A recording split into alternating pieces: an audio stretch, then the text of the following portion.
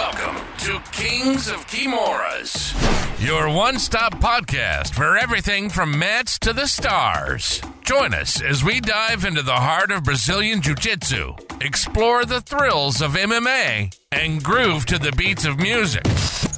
But that's not all. We're also venturing into the unknown, discussing aliens and the mysteries of the cosmos. And of course, we'll be shooting the breeze, sharing stories, and laughs along the way. Get ready for a wild ride from a universe of topics. Strap in and prepare to explore the world of BJJ, MMA, music, aliens, and more. Let's roll.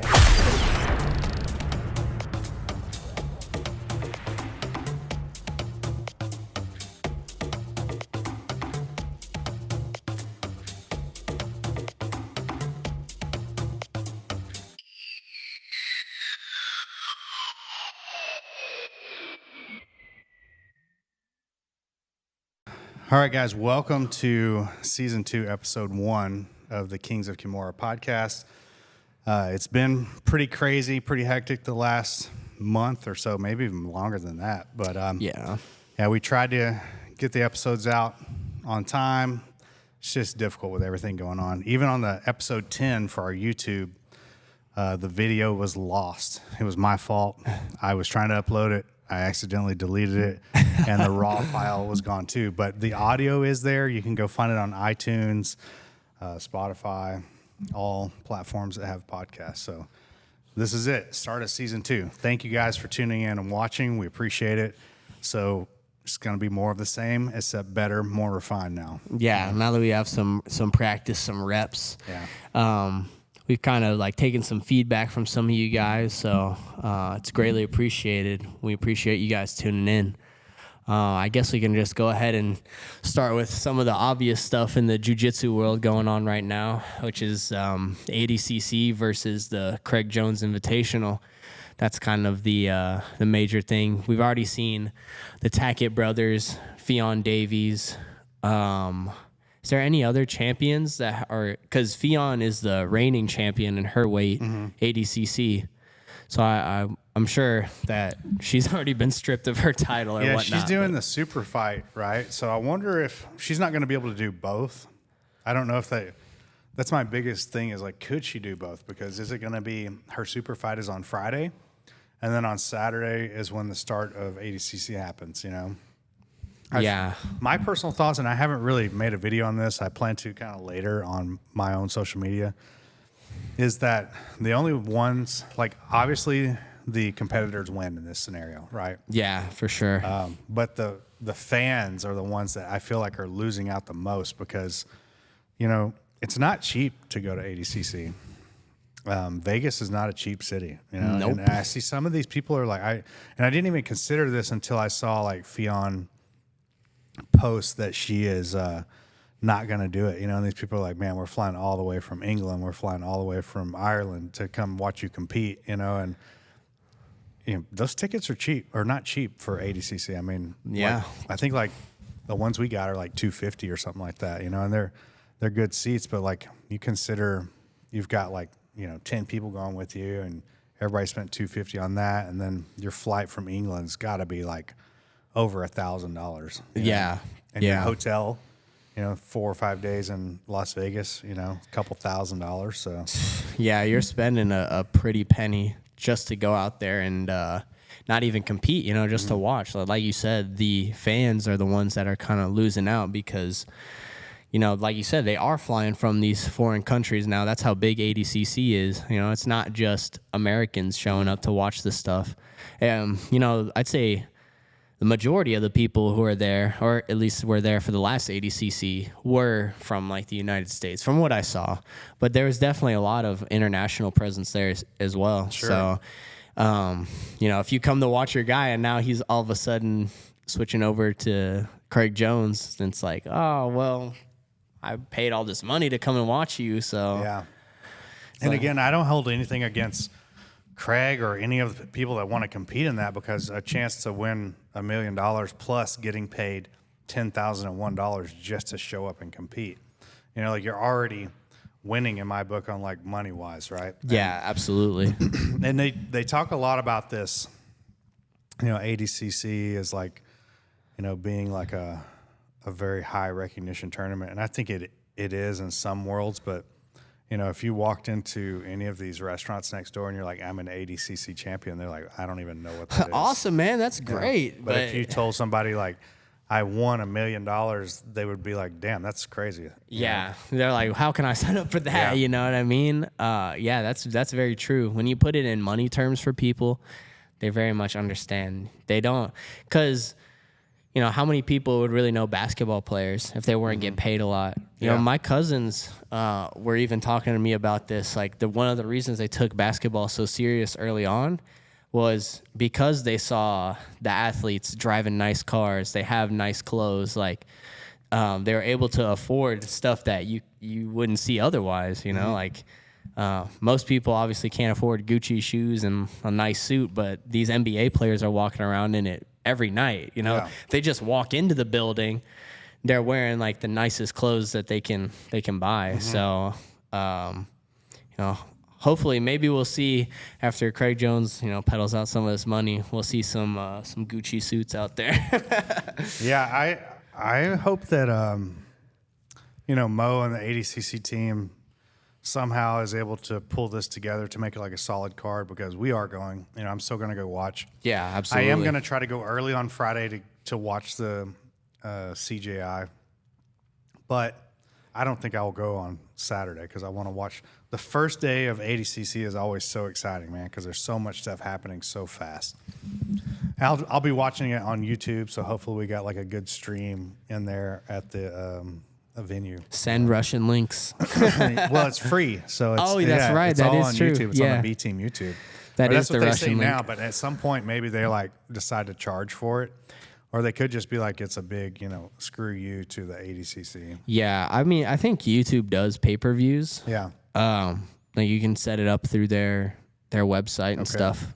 But, yeah, I mean, I wouldn't be surprised if you just kept it free for all of them. Yeah. I think that's just a great way to get eyes onto it, like how many people are maybe into grappling, but they just don't want to fork out the money to watch this big event. But if it's streaming for free on YouTube, they see it pop up in their feed, and they're like, oh, man, I'll just tune in real quick and watch. Even if they're only on it for maybe a few matches, it's still bringing eyes to it. And maybe those few matches are really exciting.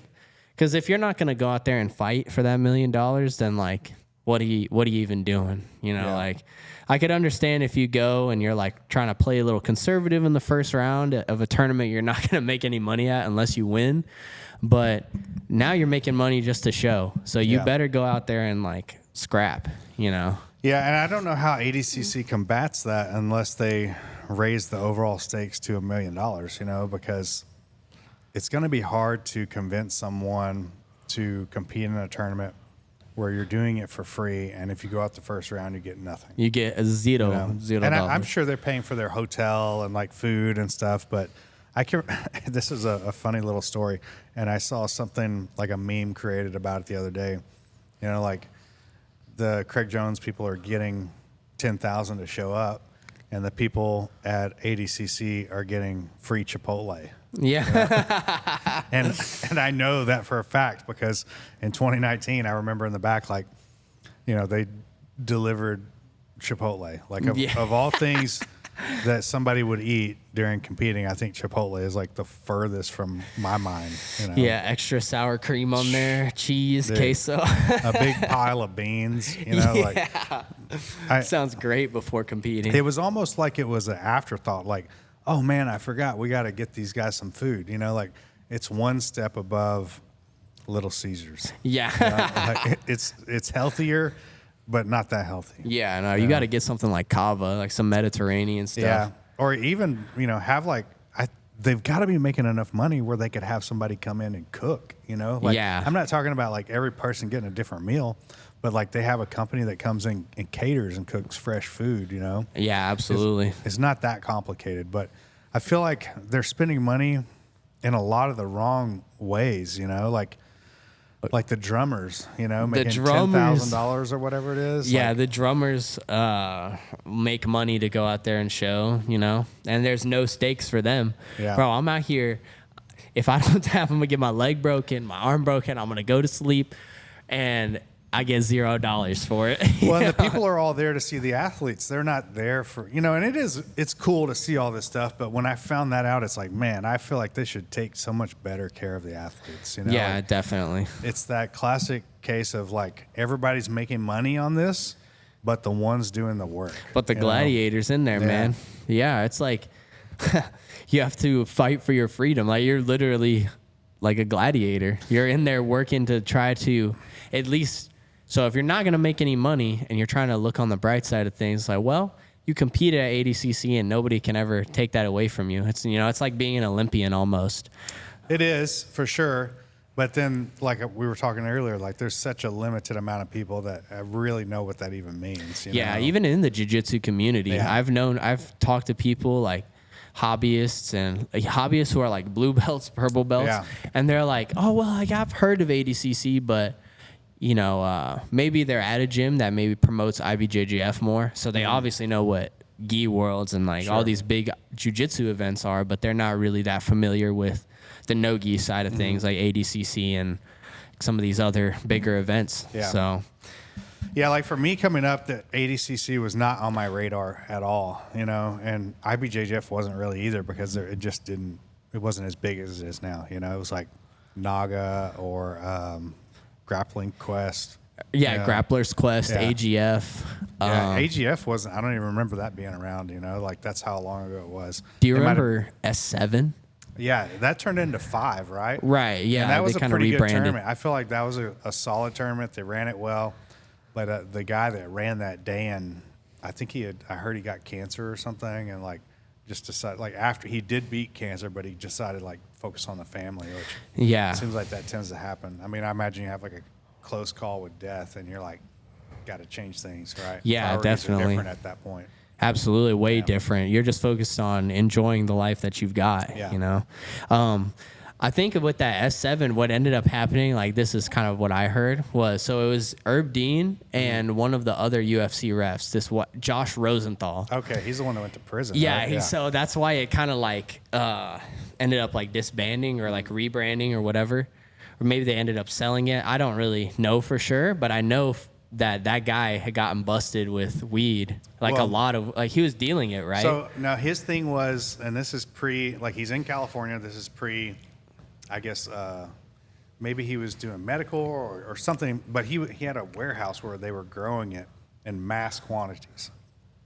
And he ended up getting arrested and went to prison for it. And during the time that he was in prison, they completely legalized everything. But I don't think that they let him out of prison at that point. He is out now.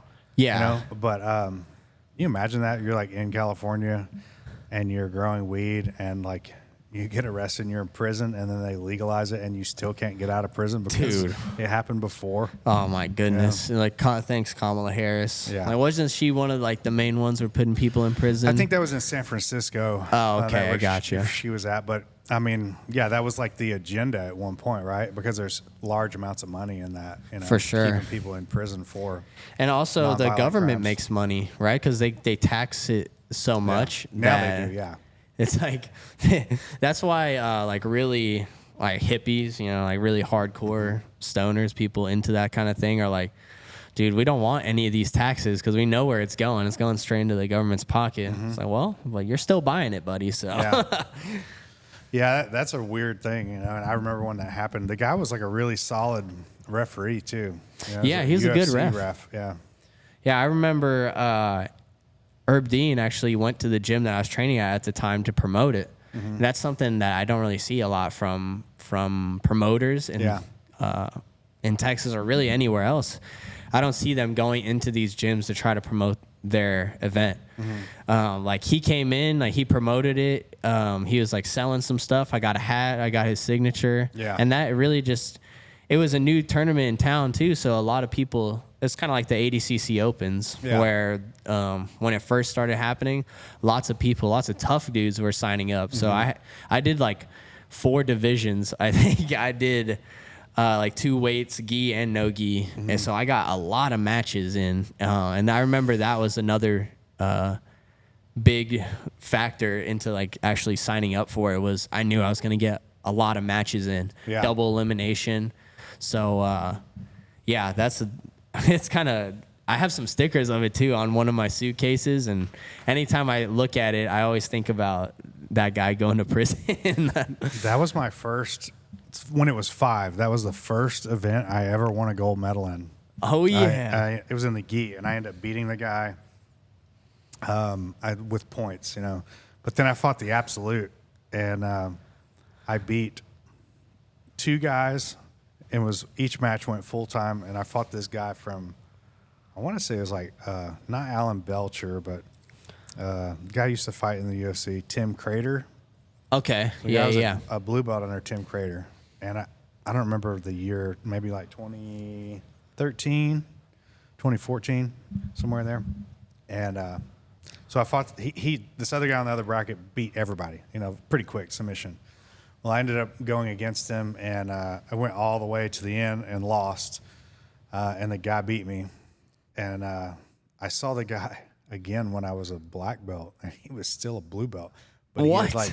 He had gained 100 pounds. So obviously he had like take some time off from training.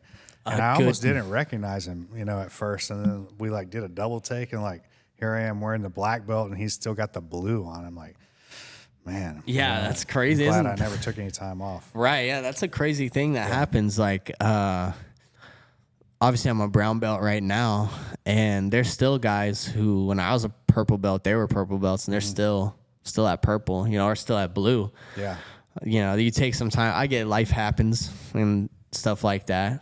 And it's kind of crazy. Like, I've seen some pretty consistent people just completely fall off, you know, because like maybe they neglected some things in their personal life and it just caught up to them, or, you know, some big event happened in their life. And then you see them years later and they still got the same belt on. And like you said, they might have gained a few pounds here and there. You know, we used to have a guy, I don't want to say his name, but he trained with us. He came to us as a brown belt already. And this is like old Red Corvo room. And he was a brown belt, had already been a brown belt for probably like, I don't know, 5, 8 years. Like, I don't know the exact time. But we're talking like 2016, 2017. He'd already been a brown belt. And then he left us, and he's trained at 2 or 3 other places.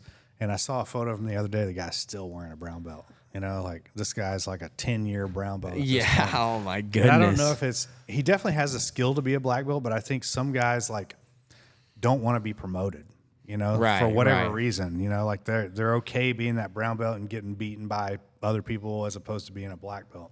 Right. I don't know if that's this guy's case, but I've seen that, man. I've seen guys like, I don't know if we really have any of those guys, but like those guys exist for sure. Yeah, I've always like every time I've gotten a new belt, but I'm also like a kind of a perfectionist too, where it's like I feel like I put a good amount of work into getting that new belt, but it's like there's always something new to work on. So it's like a good milestone, but it's not like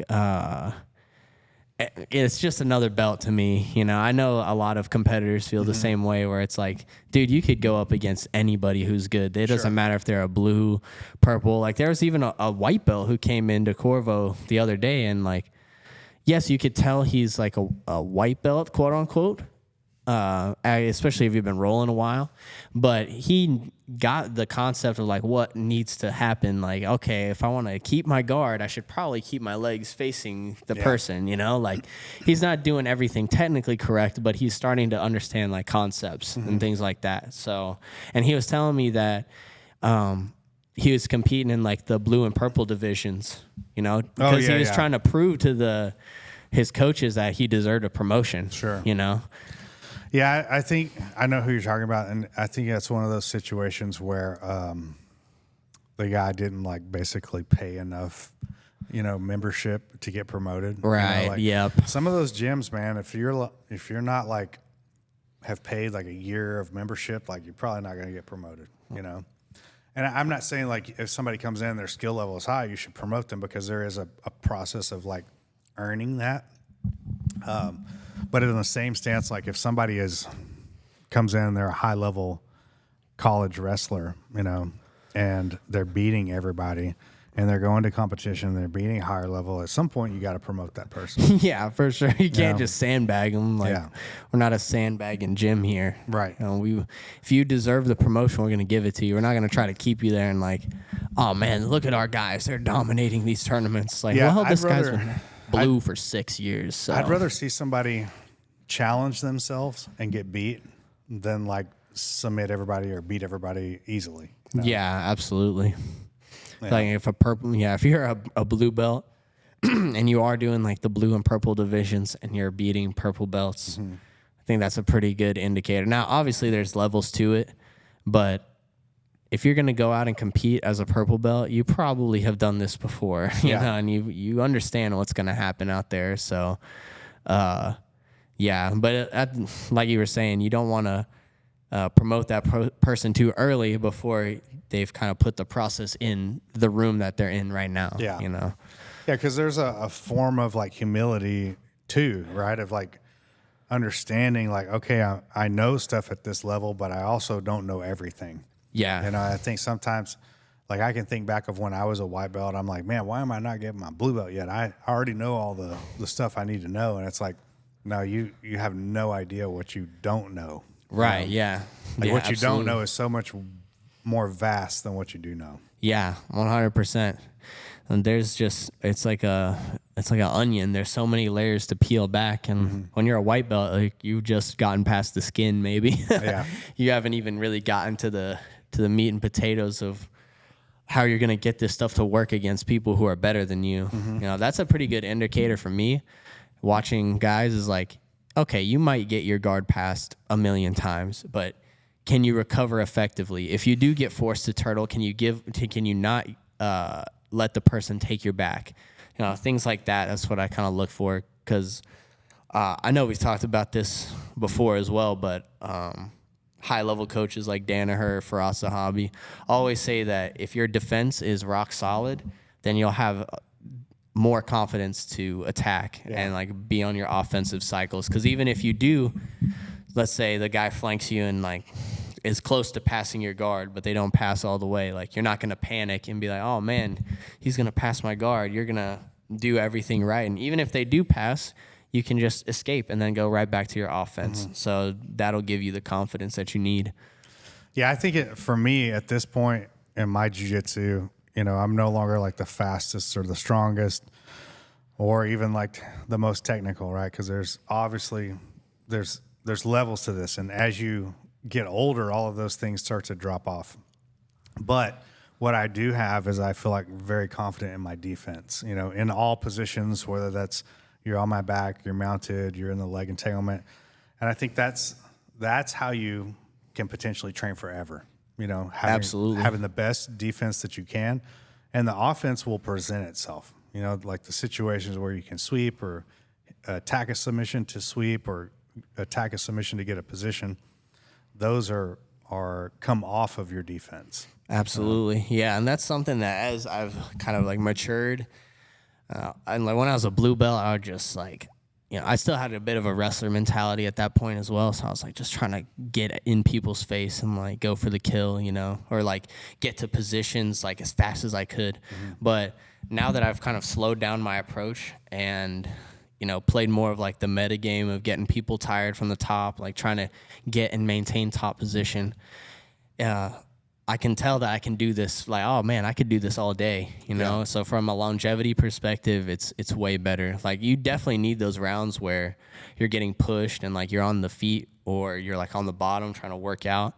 But at the same time, for longevity's sake, you got to be playing those positions where like you're on top. Like, okay, now that I'm on top, I'm going to hold this guy down now. And like, I'm obviously going to try to pass, but I need to get him tired first. Yeah. And that's how you can roll forever, essentially. Yeah. Let's take a quick break. And when we come back, we'll talk a little bit about your tournament that you're going to in England. And some of the things that are going on here inside our Corvo gym. All right. We'll be right back. All right, guys, we're back. So we're going to go ahead and talk a little bit about Dom's experience recently. He fought in this tournament down in Renzo Gracie, Austin. Yes, sir. What was the weight class? 170, yeah. So I had to do a little bit of cutting for that. I usually walk around at like 180 or so. So I had to drop a few pounds, but I figured for $1,000 I can drop 10 Yeah, you pounds. were definitely the biggest guy in the whole bracket, I feel like. Yeah, the guy I fought in the final seemed like he was pretty big. He's just not as tall as you, right? Yeah, a little stockier. Still pretty tall. I'd say like at least 6 foot. But you finished him with Aoki lock, right? Yeah, so first match was a rear naked choke. Second match was like an ankle senkaku off to the side. And then I got a knee bar and then finished with the Aoki. So 100% submission rate. And all in a pretty good like variety of submissions too. So I was pretty hyped for that, The thing is that's the most money. I felt like I had a really good shot of winning it, and that's the most money that I've ever won competing. So I was like, dude, I'm going to treat this like ADCC, you know what I mean? Yeah, it's a solid performance. Did you get submission of the night too? Yeah, I won. So for that, I won a bottle of Mezcal. We still have it at the house. It's unopened. Yeah. We're waiting for my brothers to come into town from Florida, so then we'll crack that one open. Yeah. But yeah. That's cool, man. Yeah, that was a big event, and you had planned to do that event before, not the same one, but like an event with that. Yeah, with Enigma. Right? Yeah, so I was in the Enigma middleweight bracket. There's some more like name guys in there, so I was really excited to get in there. But my mom unfortunately got really sick, and I had to pull out. So, but I knew like at that moment I was like, there's gonna be other opportunities for me. I just have to stay true, and then like. Fast forward I'd say that was about like a year later, and I'm obviously going down to Renzo Gracie, Austin, and winning that 1,000 was awesome. So that's another reason I just tore that rashy off. I was pretty hyped, like thinking about all the adversity that I had to like kind of overcome before that. I know some people in the comments had something to say about that. Yeah. I saw one that was like celebration level ADCC. Payout level stimulation check. I thought you were going to throw it in that guy's face that was like sitting there. And, yeah. You threw it near him, and the guy's like, oh, this thing is disgusting. Yeah. That's another reason I took it off, dude. I was like, this thing is gross, man. Get this off of me. Yeah, there's nothing like wearing a sweaty rash guard that smells like other people. I was thinking about changing. Aspects. Yeah, bringing like multiple sets down there. Yeah, I had another set, but then I just kind of, I got into my zone where I'm like, I get into this thing where I'm like, okay, if I step off the mat, it makes me seem like weak. I don't know why I think that, but I'm like, I'm going to stake my claim. I'm going to stay right here the whole time. And I pretty much didn't move from that like area that I was in. I was like, I'm going to stake my claim right here, and I'm not going to move from the spot. Like, when my match ends, I'm going to go right back here. And that kind of keeps me in the game more, Like, I think I went off the mat one time to, like, pee right before the final or something. Yeah.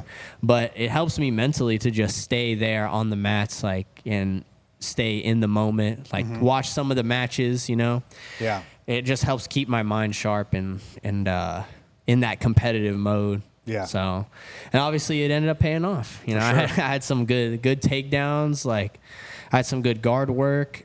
Obviously finishing off of my back, I could finish on the top, on the back. So, I was really happy with my performance in there. Yeah, it was solid, man. You did really well. I guess it was like a week before that, or that week, right? I was out in San Diego.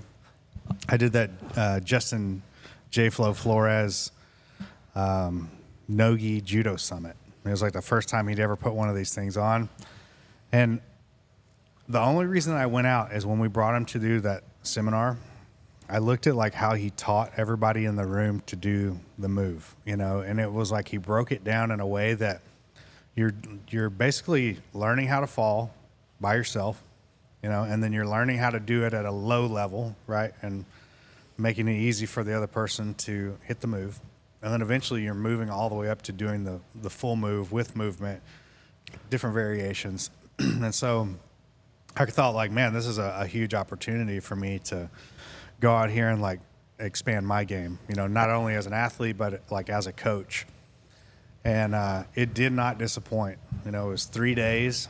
I think we did like 16 hours or 17 hours of just judo and wrestling.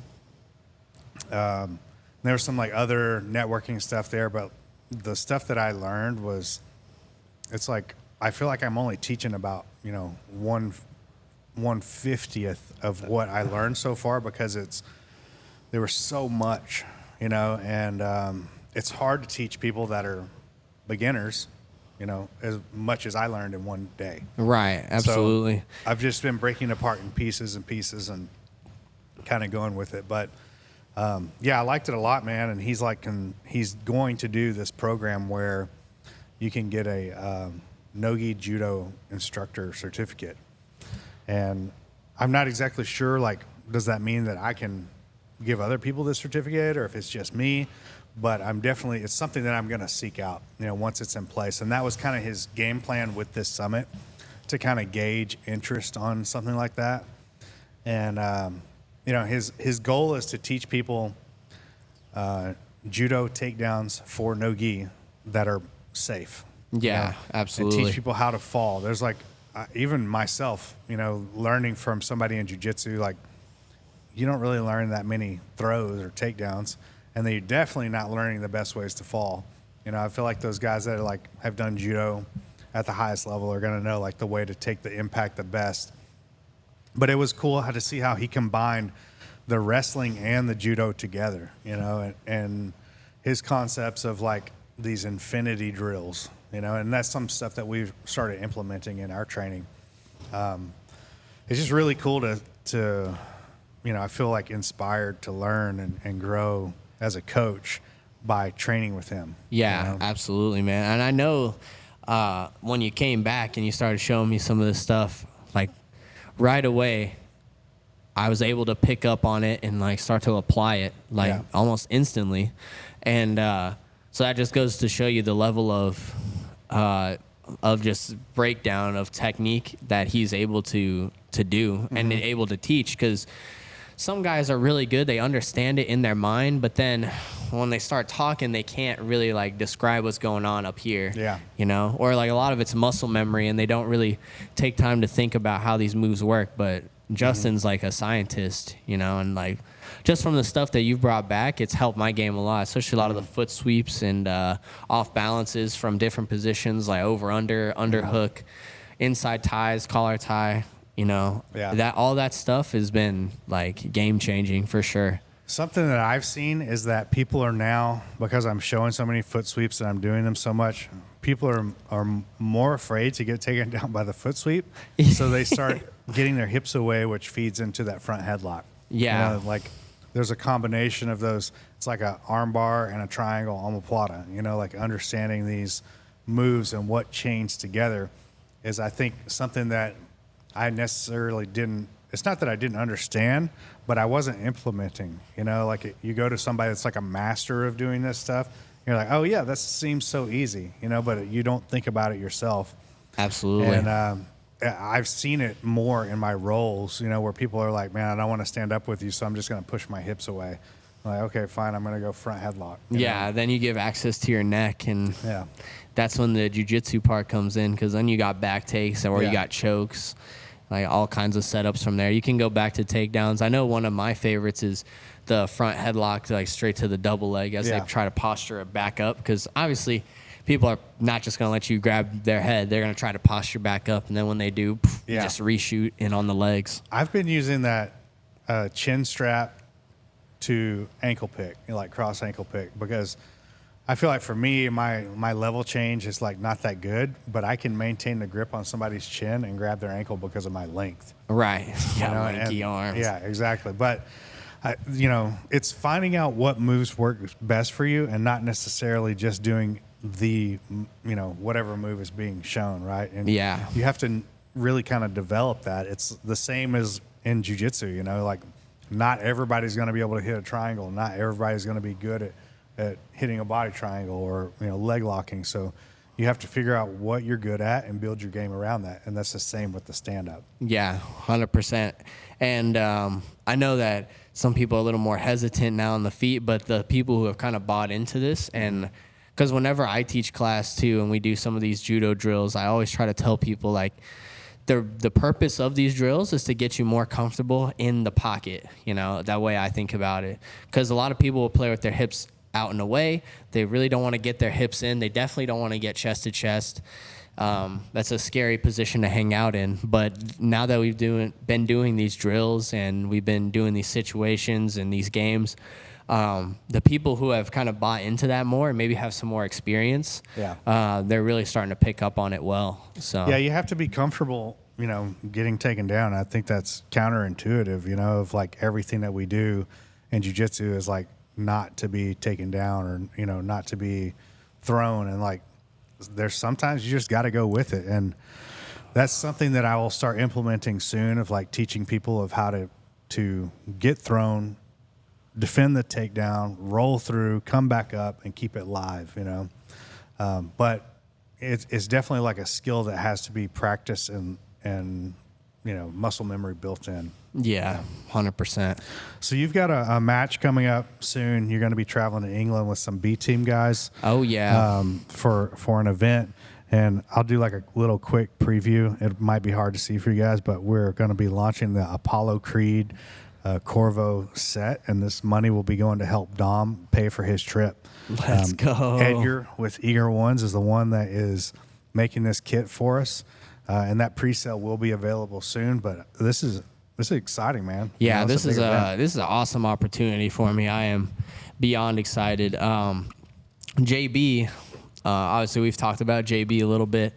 For those of you who don't know, he's the fundamentals instructor at B Team currently. I've known JB since I started jiu-jitsu. I was like 11 years old when I started. He's kind of the one. He's actually the reason that I'm here at Corvo right now. You know, we were at another gym in Plano, and he was like, "Hey man, let's go and check out this other gym." We checked out Corvo, and I was hooked right away. So I definitely owe a lot to JB in that regard. And he came to me with this opportunity on like a Monday or something. And he was like, yeah, this thing, Battle Zone in England, they want to bring out, it's like a 3v3 kind of tournament. There's some other teams in there as well with some high-level guys from Europe and England as well. So it'll be my first time really competing against a lot of people from overseas, obviously. I've competed against some people who are from different countries, but not to this level. Definitely not. Yeah, traveling that far and like, you know, basically being in somebody else's backyard. Yeah, for sure. So I'm beyond excited. I'm going with JB, like I said, and this guy Corbin Laporte. Mm-hmm. He's not really that well known right now, but you guys definitely need to keep your eyes open for this guy. He's 19 right now, and I think he's like 230, and he can do a middle split. Like, the dude is freakishly athletic. He's like a farm boy, you know, like he has a farm. He's from Nebraska. Okay. And, you know, obviously not a lot of people know about him because he just relatively like started competing at that high level. He's a purple belt, but man, this kid, he's huge. He's really technical. He's really good off of his back.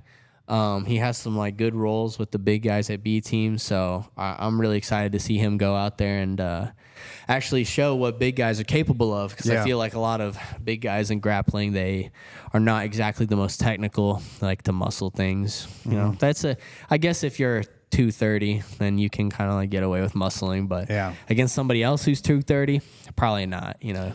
I just like the story of JB talking about him where he ate an entire block of cheese, you know, like in one sitting. I was like, yeah, I eat cheese. Like, I cut slices of cheese and eat. He's like, no, you don't eat the entire block. Like, you're holding the block and eat the cheese. No, I don't do that. And he's like, yeah, that's what this guy did. Like a cheese sandwich, just all these different kinds of cheese. Yeah, we were joking about like, he's too lazy to make the sandwich, so he just eats the bread and the cheese separate. You know? And he probably eats like 8 slices of bread. I mean, this kid's huge. And what was really impressive, because we were on that same Renzo Gracie Austin event. Okay. And when he was warming up, he's like doing the splits, like the middle split, the side split. I'm like, what?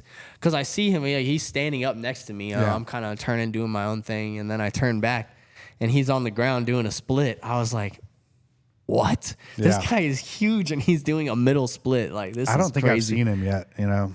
Yeah, So- he was, like I said, he was competing on that same card. He ended up, unfortunately, losing his match, but I could definitely see the potential. You know, obviously JB and a lot of the B team guys speak pretty highly of him, so he's probably just one of those guys that needs to just kind of settle into competition a little bit, Yeah. you know, especially competition at that level.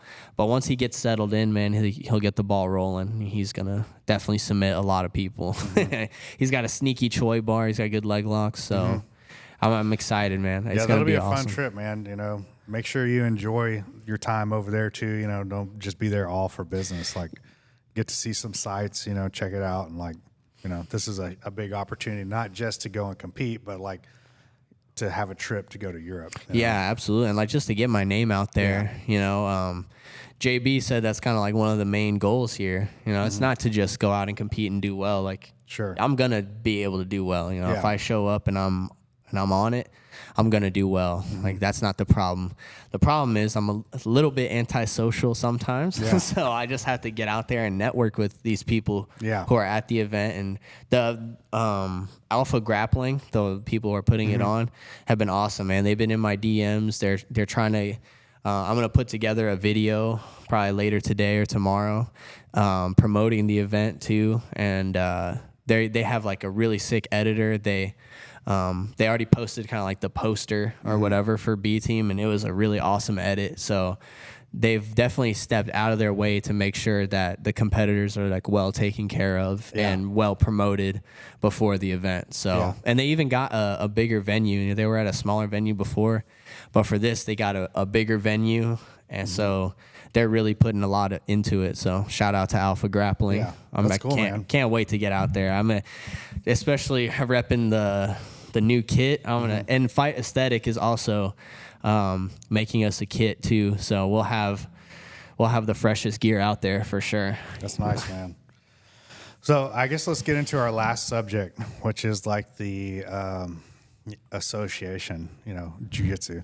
It's kind of like, it's a weird thing in the sense that as a black belt, like I have to have like a upline. It's almost like I think of it as like a multi-market level. Yeah, you know, like a pyramid multi-level. scheme. Yeah, exactly.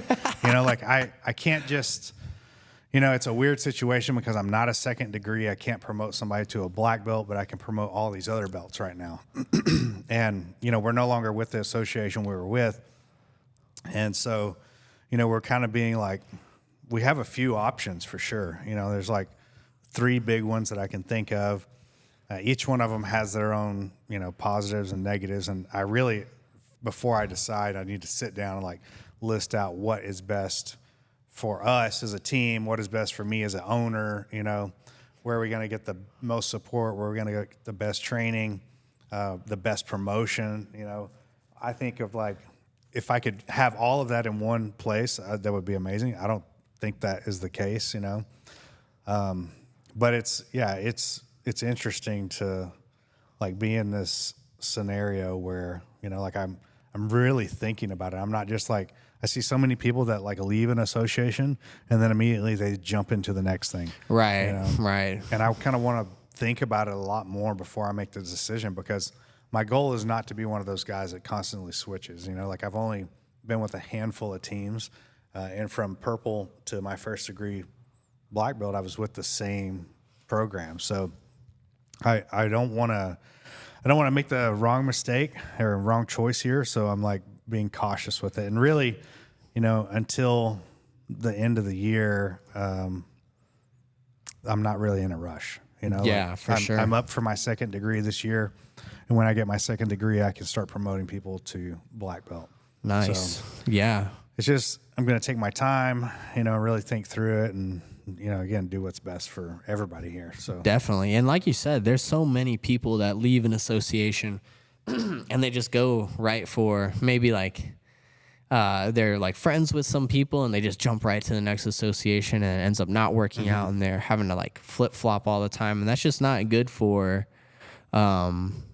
the stability of the team. Yeah. You know, like if you're constantly switching, because then it's like, I know even with some of my gis, like I still have the old association Yeah. on my gi, and it's not like Right. I can just go in and like scrape that stuff off. Sure. Like I have rash guards, I have shorts that have the old association, so it's like people will buy this gear and then they're like, well, they feel kind of weird about wearing that stuff. And it's like, well, do I wear it? Do I not wear it? Like, I think kind of what is like holding me up for making a decision is that I want to be with a team or a leader of a team that is accomplished more than me.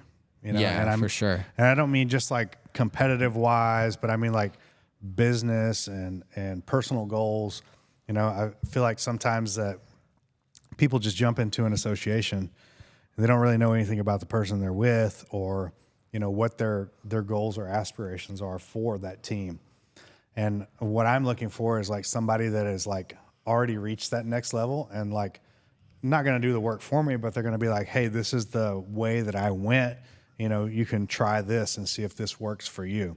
And that's what I'm looking for, right? I want somebody that's like going to elevate me to the next level of success the same way that I can elevate all the people around me, Yeah, 100%. Like, and just having that transparency too. Yeah. Don't hide stuff, because you're not that kind of person either. You're not gonna hide anything from anybody. Yeah. Your intentions are very clear. Like, especially with, I know some associations probably wouldn't like that you're only doing no-gi. Sure. Like some people would have a problem with that, but it's like, that's just what we do here. That's what's been working. Like, our guys are doing really well at no-gi tournaments. They don't really have an interest in the gi, so it doesn't make any sense to force people to put it on. Like, we give them the option. Sure. We have like gi/no-gi class, but with that, I've seen more people choose to just leave the gi off than to put it on. And I think sometimes that also is like comes from us, the leaders as well, right? Because I guarantee you, if I started showing up in a gi and you started showing up in a gi,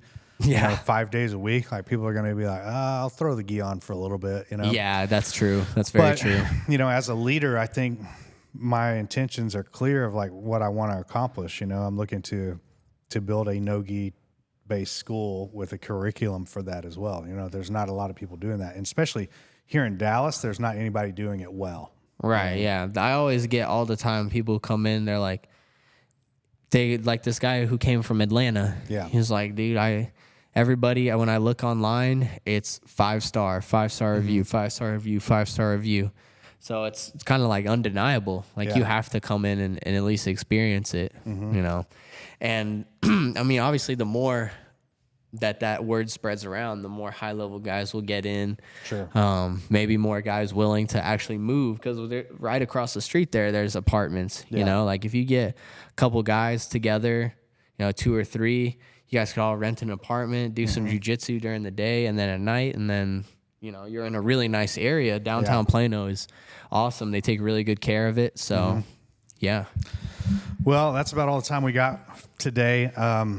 If you guys are interested in doing a class with us, we have 2 locations. We're in Richardson, north of Dallas, and then we're in Plano, which is north of Richardson. The gyms are about 10 miles apart, and if you decide to start training with us, you get access to both gyms. That deal is available until the end of June, so make sure you guys show up, become a member. If you never trained before, I promise you, you're going to love it. Absolutely. Yeah. Appreciate you guys, and tune in for the next episode. Thank you. And that's a wrap for today's Kings of Kimuras episode. Thanks for joining us on this epic journey. Remember to keep training, stay curious, and always be ready for the next adventure. Until next time, keep your guards up and your minds open.